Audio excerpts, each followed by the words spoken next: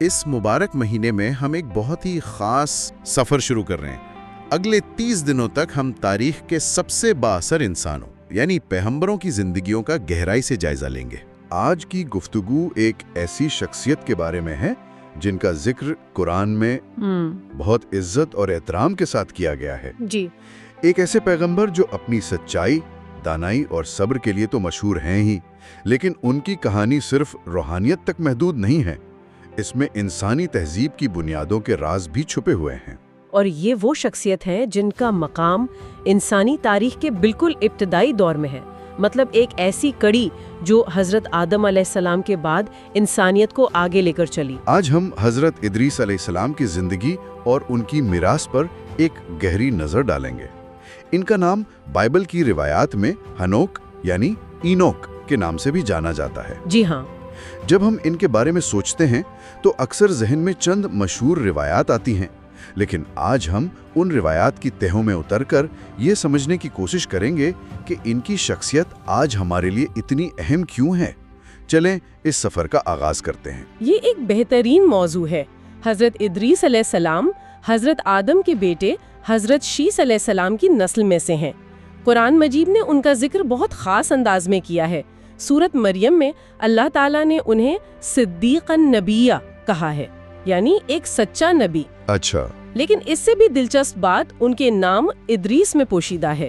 یہ عربی لفظ درس سے نکلا ہے، جس کا مطلب ہے پڑھنا، سبق سیکھنا، یا آپ کہہ لیں کہ گہرائی میں مطالعہ کرنا۔ تو ان کے نام میں علم کا پہلو موجود ہے۔ بالکل، تو گویا ان کے نام ہی سے علم، تعلیم اور جستجو کا تصور جڑا ہوا ہے، اور یہی چیز ان کی پوری زندگی اور میراث کا مرکزی خیال تھی۔ یہ تو بہت ہی شاندار نقطہ ہے، یعنی ان کے نام میں ہی ان کا مشن بیان کر دیا گیا ہے۔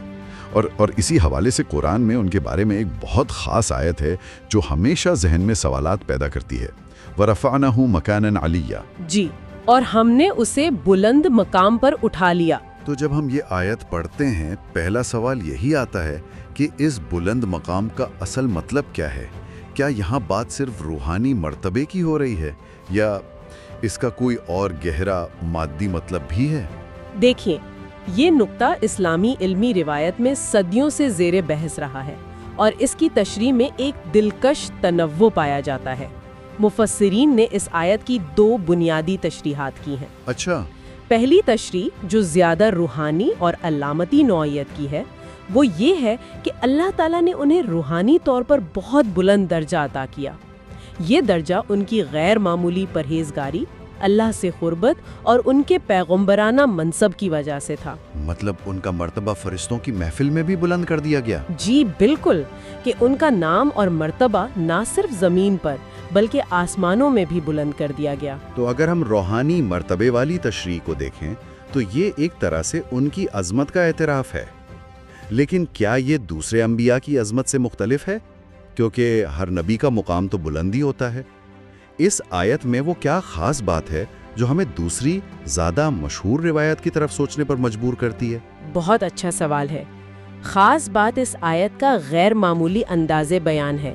قرآن دوسرے انبیاء کی تعریف کرتا ہے، ان کے صبر اور سچائی کو سراہتا ہے، لیکن اسے بلند مقام پر اٹھا لینے کا یہ جملہ بہت منفرد اور طاقتور ہے۔ اس میں ایک اصرار ہے۔ جی، یہ اپنے اندر ایک اصرار لیے ہوئے ہے، اور یہی چیز کلاسیکی مفسرین کو اس کی گہرائی میں جانے پر اکساتی ہے کہ شاید یہاں بات صرف روحانی مرتبے سے کچھ زیادہ ہے۔ اسی لیے دوسری تشریح سامنے آتی ہے جو زیادہ مشہور بھی ہے۔ اور وہ کیا ہے؟ امام طبری اور ابن کثیر جیسے جلیل القدر مفسرین مستند احادیث اور روایات کا حوالہ دیتے ہوئے جسمانی طور پر اٹھائے جانے کی روایت کو ترجیح دیتے ہیں۔ یعنی انہیں زندہ آسمانوں پر اٹھا لیا گیا ہے۔ یہ تو حضرت عیسیٰ علیہ السلام کے واقعے سے بہت مماثلت رکھتی ہے۔ بالکل، اس روایت کے مطابق حضرت ادریس علیہ السلام نے موت کا ذائقہ نہیں چکھا اور انہیں اللہ کے حکم سے زندہ آسمانوں پر اٹھا لیا گیا۔ ایک مشہور روایت میں آتا ہے کہ ایک فرشتہ ان سے ملنے آتا تھا اور ان کی دوستی ہو گئی۔ اچھا، حضرت ادریس نے اس فرشتے سے موت کے فرشتے اور جنت و دوزخ دیکھنے کی خواہش ظاہر کی۔ اللہ کے حکم سے ان کی یہ خواہش پوری کی گئی۔ جب انہیں جنت دکھائی گئی تو انہوں نے وہاں سے واپس آنے سے انکار کر دیا۔ واہ، یہ تو بڑی دلچسپ تفصیل ہے۔ جی، اور انہوں نے قرآن کی آیت ہر جان کو موت کا ذائقہ چکھنا ہے کا حوالہ دیتے ہوئے کہا کہ وہ موت کا ذائقہ ایک لمحے کے لیے چکھ چکے ہیں اور جنت میں داخل ہونے کے بعد کوئی نکالا نہیں جائے گا۔ صحیح۔ چاہے اس روایت کی تفصیلات پر بحث کی گنجائش ہو، لیکن اس کا مرکزی خیال یہی ہے کہ انہیں ایک خاص اعزاز کے ساتھ دنیا سے اٹھا کر آسمانوں میں ایک مقام دیا گیا۔ یہ بات تو واقعی حیران کن ہے۔ دونوں تشریحات، چاہے روحانی ہوں یا جسمانی، ان کے غیر معمولی مقام کو ظاہر کرتی ہیں۔ ایک طرف فرشتوں کی محفل میں ان کی قدر و منزلت، اور دوسری طرف اللہ کی قدرت کا وہ عظیم مظہر کہ ایک انسان کو زندہ آسمان پر جگہ دی جائے۔ یہ ہمیں سوچنے پر مجبور کرتا ہے کہ ان کی شخصیت میں ایسی کیا خاص بات تھی۔ اور یہی سوال ہمیں ان کی شخصیت کے دوسرے پہلو کی طرف لے جاتا ہے جو انہیں دوسرے پیغمبروں سے ممتاز کرتا ہے۔ اور وہ کیا ہے؟ وہ یہ کہ ان کی میراث صرف روحانی تعلیمات تک محدود نہیں، بلکہ وہ انسانی تہذیب کے بانیوں میں شمار ہوتے ہیں۔ یہی وہ حصہ ہے جو مجھے سب سے زیادہ متوجہ کرتا ہے۔ ایک نبی جو اللہ کا پیغام پہنچا رہا ہے، وہ ساتھ ہی ساتھ انسانیت کو وہ بنیادی ہنر بھی سکھا رہا ہے جن پر تہذیب کی عمارت کھڑی ہوتی ہے۔ جی، اسلامی روایات کے مطابق وہ پہلے شخص تھے جنہوں نے قلم سے لکھا۔ یہ سننے میں ایک سادہ سی بات لگتی ہے، لیکن اگر ہم اس کے اثرات پر غور کریں تو یہ ایک انقلاب تھا۔ یہ صرف علم کو محفوظ کرنے کی بات نہیں تھی، تحریر نے انسانی سوچ کے انداز کو ہی بدل کر رکھ دیا۔ ذرا تصور کریں، تحریر سے پہلے علم سینہ بسینہ منتقل ہوتا تھا۔ سب کچھ یاد رکھنا پڑتا تھا، ہر چیز کو یاد رکھنا پڑتا تھا۔ زبانی ثقافت میں آپ کو علم کو یاد رکھنے کے لیے شاعری، کہانیوں اور ضرب الامثال کا سہارا لینا پڑتا ہے، کیونکہ انسانی یادداشت اسی طرح کام کرتی ہے۔ معلومات کا ڈھانچہ سادہ رکھنا پڑتا ہے۔ بالکل، یعنی آپ پیچیدہ اور طویل منطقی دلائل کو صرف یادداشت کے سہارے نسل در نسل منتقل نہیں کر سکتے۔ کہیں نہ کہیں کوئی حصہ چھوٹ جائے گا یا بدل جائے گا۔ بالکل صحیح۔ آپ نے بالکل صحیح پکڑا۔ تحریر نے انسان کو پیچیدہ، منطقی اور طویل دلائل کو ترتیب دینے، ان کا تجزیہ کرنے اور ان پر تنقید کرنے کی صلاحیت دی۔ آپ کہہ سکتے ہیں کہ فلسفہ، قانون، جدید سائنس اور ریاضی، ان کا وجود ہی ممکن نہ ہوتا۔ ان کا وجود تحریر کے بغیر ممکن ہی نہیں تھا۔ حضرت ادریس علیہ السلام نے قلم کے ذریعے انسانیت کو اس کی اپنی یادداشت کی کمزوریوں سے آزاد کر دیا۔ انہوں نے ہمیں ایک بیرونی حافظہ یعنی ایکسٹرنل میموری عطا کیا جس پر ہم آج تک انحصار کرتے ہیں۔ یہ تو انسانی شعور کی تاریخ کا سب سے بڑا قدم تھا۔ یقیناً۔ اور تحریر کی طرح ہی انہوں نے ایک اور بنیادی انسانی ضرورت کو تہذیب بخشی، اور وہ تھا لباس۔ میں نے پڑھا ہے کہ ان سے پہلے لوگ جانوروں کی کھالیں یا پتے وغیرہ استعمال کرتے تھے۔ جی ہاں، اس سے پہلے لباس کا مقصد صرف ستر ڈھانپنا یا موسم سے بچاؤ تھا، وہ ایک خام ضرورت تھی۔ حضرت ادریس علیہ السلام نے پہلی بار کپڑوں کو کاٹنے اور انہیں سینے کا فن متعارف کروایا۔ تو وہ پہلے درزی تھے؟ جی، ایک طرح سے انہوں نے انسان کو سلا ہوا، منظم اور مہذب لباس پہننا سکھایا۔ یہ صرف ایک تکنیکی ایجاد نہیں تھی، یہ ایک ثقافتی انقلاب تھا۔ لباس صرف جسم کو نہیں ڈھانپتا، یہ انسان کی شناخت، اس کی سماجی حیثیت اور اس کی تہذیب کی علامت بن گیا۔ صحیح۔ اس ایک ہنر نے انسان کو جانوروں سے مزید ممتاز کر دیا۔ اس کے ساتھ ایک بہت خوبصورت روایت بھی جڑی ہے کہ وہ خود بھی درزی کا کام کرتے تھے اور سوئی سے ہر کانکا لگانے پر اللہ کی تسبیح یعنی سبحان اللہ کہتے تھے۔ بالکل، اور یہ روایت ان کی شخصیت کے جوہر کو سامنے لاتی ہے۔ یہ ظاہر کرتی ہے کہ ان کے نزدیک دنیاوی کام اور اللہ کی یاد الگ الگ نہیں تھے۔ ہر عمل، چاہے وہ کتنا ہی معمولی کیوں نہ ہو، عبادت بن سکتا ہے اگر اس میں نیت اور اللہ کا ذکر شامل ہو۔ یہ تصویر ذہن میں بنانے والی ہے۔ آج کل ہم مائنڈفلنس کی بات کرتے ہیں کہ اپنے کام میں مکمل طور پر ڈوب جاؤ۔ یہ تو اس کی بہترین روحانی مثال ہے، ایک دنیاوی ہنر کو ایک پیشے کو عبادت میں بدل دینا، صرف نیت اور یاد سے۔ یہ ہم سب کے لیے ایک بہت بڑا سبق ہے۔ یقیناً انہوں نے کام کو عبادت اور عبادت کو زندگی بنا دیا۔ تو تحریر سے سوچ کو منظم کیا اور لباس سے معاشرے کو۔ یہ زمین پر زندگی کو ترتیب دینے والی چیزیں ہیں۔ کیا ان کی نظر صرف زمین پر تھی یا آسمانوں پر بھی؟ کیونکہ میں نے یہ بھی پڑھا ہے کہ ان کا علم کائنات تک پھیلا ہوا تھا۔ آپ نے بالکل صحیح نقطہ اٹھایا۔ ان کا علم صرف زمینی معاملات تک محدود نہیں تھا۔ روایات کے مطابق انہیں علم نجوم یعنی ایسٹرونومی کا علم بھی عطا کیا گیا تھا۔ ایسٹرونومی یعنی ایسٹرولوجی نہیں؟ جی، یہاں یہ واضح کرنا ضروری ہے کہ یہ وہ علم نجوم نہیں تھا جسے آج کل قسمت کا حال جاننے یا ذائچے بنانے کے لیے استعمال کیا جاتا ہے، یعنی ایسٹرولوجی، بلکہ یہ خالصتاً سائنسی مشاہدے پر مبنی علم فلکیات تھا۔ یعنی ستاروں اور سیاروں کی حرکات کا مطالعہ کر کے عملی نتائج اخذ کرنا۔ جی، وہ آسمانی اجسام کا مشاہدہ کر کے وقت کا حساب لگاتے تھے، جیسے سال، مہینے اور دن۔ وہ سمتوں کا تعین کرتے تھے جو سفر اور تعمیرات کے لیے ضروری تھا۔ وہ موسموں کی تبدیلی اور ان کے زراعت پر اثرات کو سمجھتے تھے۔ تو اس علم نے ابتدائی انسانی معاشروں کو ایک منظم زندگی گزارنے میں مدد دی؟ بے پناہ مدد دی۔ اس سے پہلے انسان فطرت کے رحم و کرم پر تھا۔ اس علم نے انسان کو فطرت کے ساتھ ہم آہنگ ہو کر منصوبہ بندی کرنے کے قابل بنایا۔ جب میں ان تینوں چیزوں کو ایک ساتھ دیکھتا ہوں، لکھنا، سینا اور ستاروں کا علم، تو مجھے ایک واضح پیٹرن نظر آتا ہے۔ یہ تینوں چیزیں نظم یا آرڈر پیدا کر رہی ہیں۔ اچھا، کیسے؟ دیکھیں، تحریر سے خیالات اور علم میں نظم، لباس سے معاشرے اور شناخت میں نظم، اور فلکیات سے وقت اور کائنات کے فہم میں نظم۔ ایسا لگتا ہے کہ ان کا مشن صرف اللہ کا پیغام دینا نہیں تھا، بلکہ افراتفری کی دنیا میں ہر سطح پر ایک الہامی ترتیب قائم کرنا تھا۔ یہ ایک شاندار تجزیہ ہے۔ آپ نے ان کی میراث کی روح کو پکڑ لیا ہے۔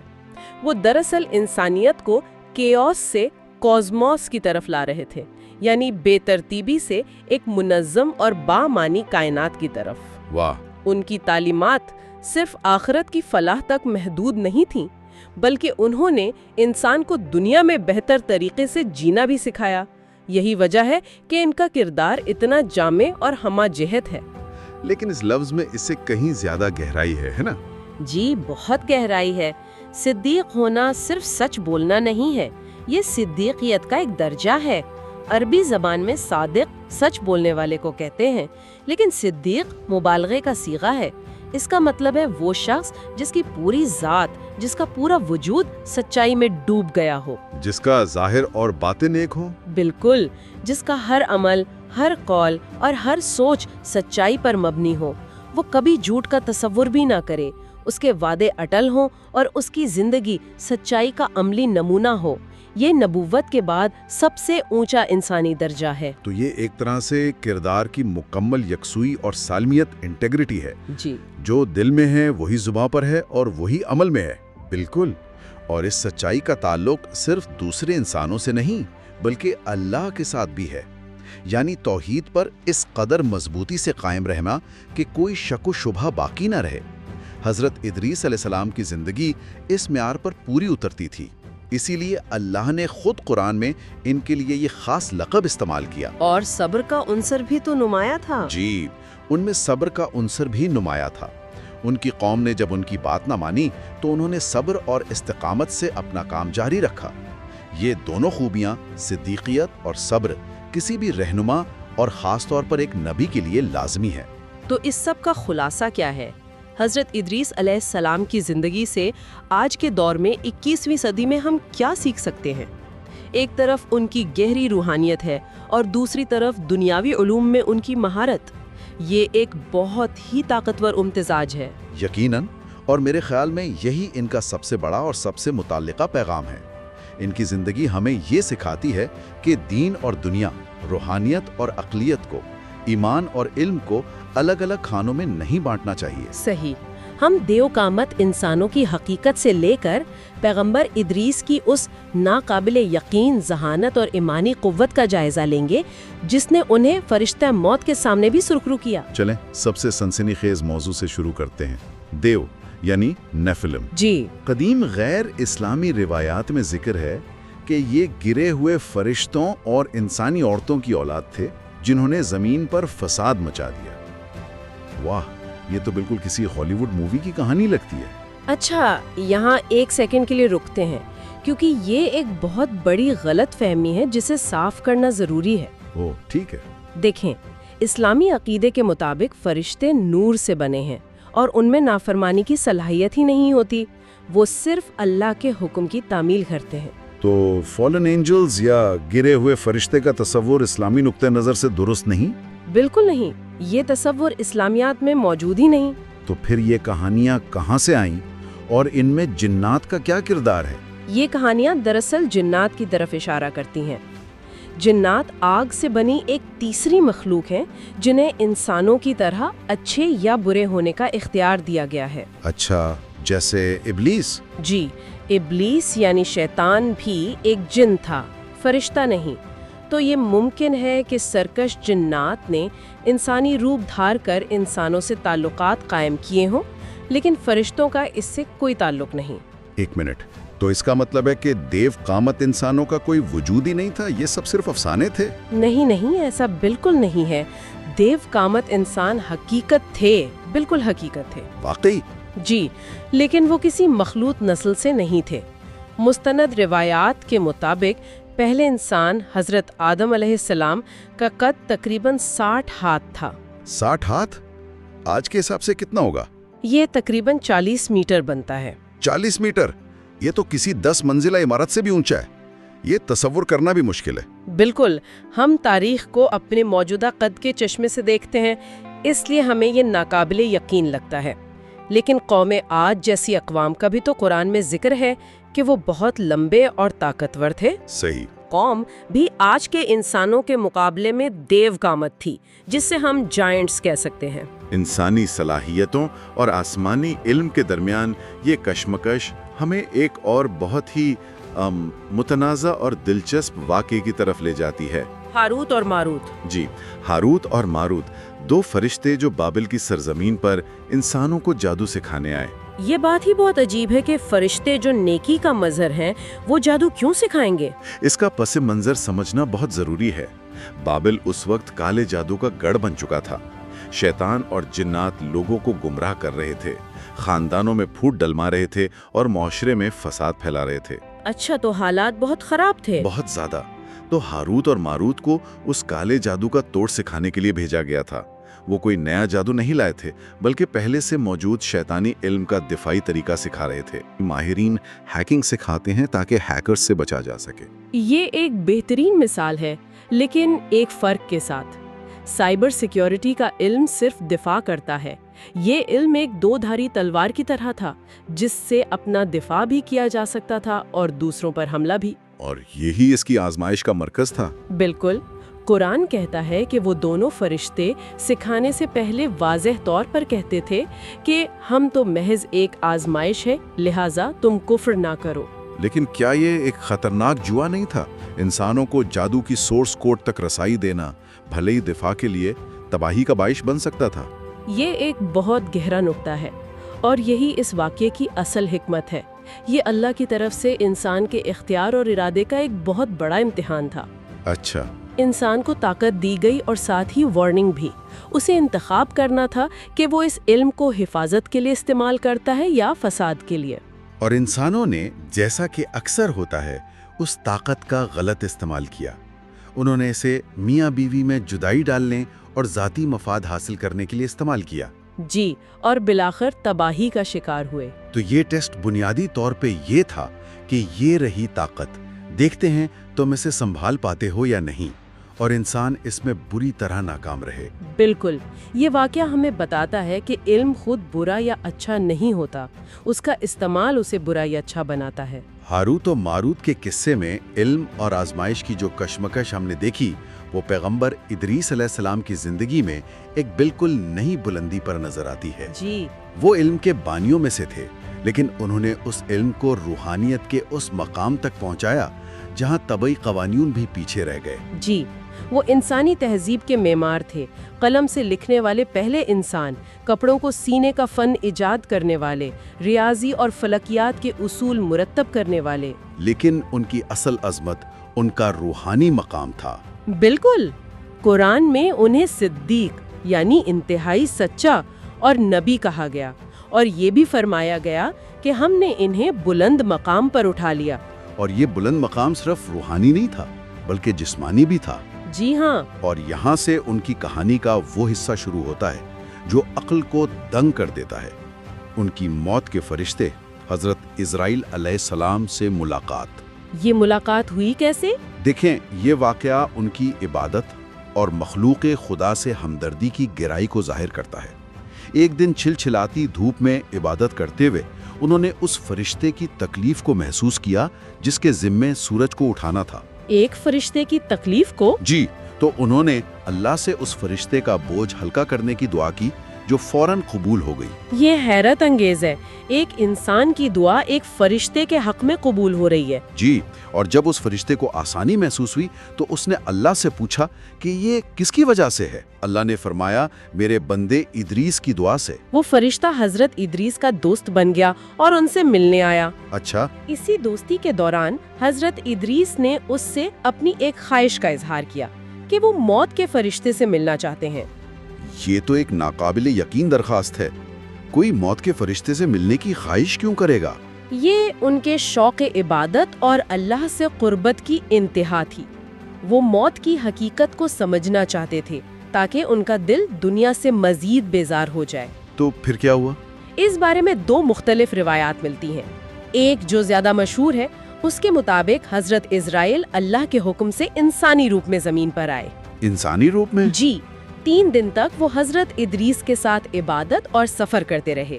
اس دوران حضرت ادریس نے محسوس کیا کہ ان کا ساتھی نہ کچھ کھاتا ہے، نہ پیتا ہے اور نہ ہی تھکتا ہے۔ مجھے یہ تفصیل بہت پسند ہے۔ یہ کسی کائناتی جاسوسی کہانی کی طرح ہے۔ حضرت ادریس سمجھ رہے ہیں کہ کچھ تو گڑبڑ ہے۔ بالکل۔ تیسرے دن انہوں نے پوچھ ہی لیا کہ آپ کون ہیں؟ تب اسرائیل نے اپنی اصلیت ظاہر کی۔ حضرت ادریس حیران ہوئے اور پھر انہوں نے 3 خواہشات کا اظہار کیا۔ اور یہاں سے اصل قصہ شروع ہوتا ہے۔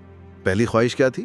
پہلی خواہش موت کا ذائقہ چکھنے کی تھی۔ موت کا ذائقہ؟ جی، اسرائیل نے اللہ کے حکم سے ایک لمحے کے لیے ان کی روح قبض کی اور فوراً واپس لوٹا دی۔ جب ہوش آیا تو اسرائیل نے پوچھا، کیسا پایا؟ انہوں نے کیا جواب دیا؟ حضرت ادریس نے جواب دیا، جیسے کسی زندہ جانور کی کھال اتاری جائے۔ یہ بہت ہی خوفناک تصویر ہے۔ یہ سننے کے بعد تو موت کا خوف اور بڑھ جاتا ہے۔ دوسری خواہش کیا تھی؟ دوسری خواہش جہنم کو دیکھنے کی تھی تاکہ گناہوں سے نفرت اور خدا کا خوف دل میں مزید پختہ ہو جائے۔ اچھا۔ اسرائیل انہیں جہنم کے دروازے تک لے گئے، جس کی ہولناکی اور چیخو پکار دیکھ کر حضرت ادریس بے ہوش ہو گئے۔ ایک بات تو طے ہے، جو شخص موت کو چکھ لے اور جہنم کو دیکھ لے اس کے لیے دنیا کی کوئی حیثیت نہیں رہ جاتی۔ اور تیسری اور آخری خواہش یقیناً جنت دیکھنے کی ہوگی۔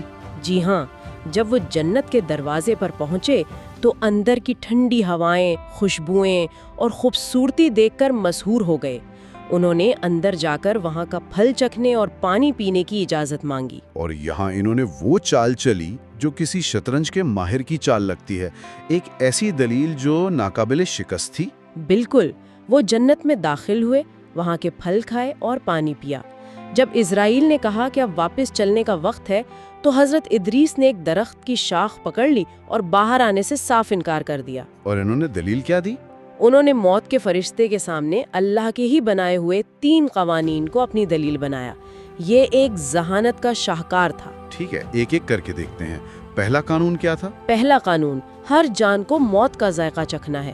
انہوں نے کہا، میں چکھ چکا ہوں، یہ شرط پوری ہو گئی۔ زبردست۔ دوسرا قانون؟ تم میں سے ہر ایک کو جہنم کے اوپر سے گزرنا ہے۔ انہوں نے کہا، میں وہاں سے بھی گزر چکا ہوں، یہ شرط بھی پوری ہو گئی۔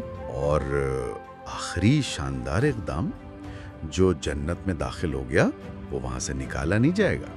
بالکل، انہوں نے کہا، میں جنت میں داخل ہو چکا ہوں اور آپ کے اپنے قانون کے مطابق مجھے یہاں سے نکالا نہیں جا سکتا۔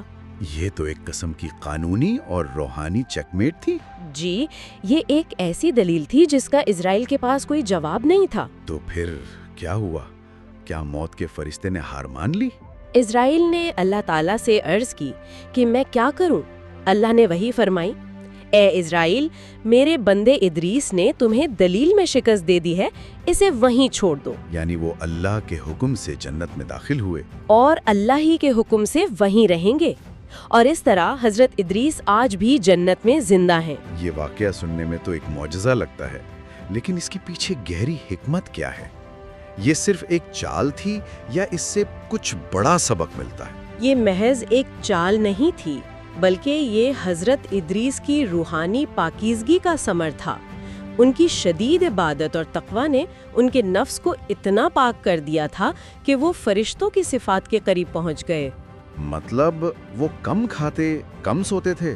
جی، اور اپنا ہر لمحہ اللہ کی یاد میں گزارتے۔ ان کی روح اس قدر لطیف اور پاکیزہ ہو گئی تھی کہ زمینی قوانین اس پر پوری طرح لاگو نہیں ہوتے تھے۔ یہ واقعہ ہمیں انسانی روحانیت کی معراج دکھاتا ہے۔ تو یہ ان کی زندگی بھر کی عبادت اور علم کا انعام تھا جس نے انہیں اس مقام پر پہنچایا کہ وہ موت پر بھی غالب آ گئے، اور ان کی حکمت آج بھی ہمارے لیے مشعل راہ ہے۔ جی، ان کے کچھ اقوال تاریخ میں محفوظ ہیں جو ان کی بصیرت کو ظاہر کرتے ہیں۔ مثلاً وہ فرماتے تھے، دنیا کی محبت اور آخرت کی محبت ایک دل میں جمع نہیں ہو سکتی۔ گویا ایک نیام میں دو تلواریں نہیں سما سکتی۔ بالکل۔ اور یہ قول تو آج کے دور کے لیے بہت اہم ہے۔ جو اللہ کی دیوی تھوڑی نعمت پر راضی نہیں، وہ کبھی امیر محسوس نہیں کرے گا۔ سب سے بڑا سبق ہے۔ ایک اور جگہ فرماتے ہیں، انسان جتنا زیادہ عقل مند ہوتا ہے اسے اتنا ہی زیادہ عاجز ہونا چاہیے۔ یہ علم اور انکساری کے تعلق کو واضح کرتا ہے جو ان کی اپنی زندگی کا خلاصہ تھا۔ جی ہاں۔ تو آج ہم نے دیووں کے افسانوں سے لے کر ابتدائی انسانوں کی دیوکامت حقیقت تک کا سفر طے کیا، ہاروت اور ماروت کے ذریعے علم کی آزمائش کو سمجھا، اور آخر میں ایک ایسے عظیم پیغمبر کی داستان سنی جنہوں نے موت کو قریب سے دیکھا، جہنم کی ہولناکی محسوس کی، اور پھر اپنی ذہانت، ایمان اور روحانی پاکیزگی کی طاقت سے جنت میں ہمیشہ کی زندگی حاصل کر لی۔ یہ واقعہ جاتے جاتے ایک گہرا سوال چھوڑ جاتا ہے۔ اگر ایک انسان اپنی روحانی پاکیزگی سے طبعی قانونوں سے بالاتر ہو سکتا ہے تو یہ خود انسانیت کی اپنی پوشیدہ صلاحیتوں کے بارے میں کیا کہتا ہے؟ یہ ہمیں سوچنے پر مجبور کرتا ہے کہ ایمان، علم اور ارادے کی اصل طاقت کیا ہے، اور اس کی حدود شاید وہ نہیں ہیں جو ہم نے خود پر عائد کر رکھی ہیں۔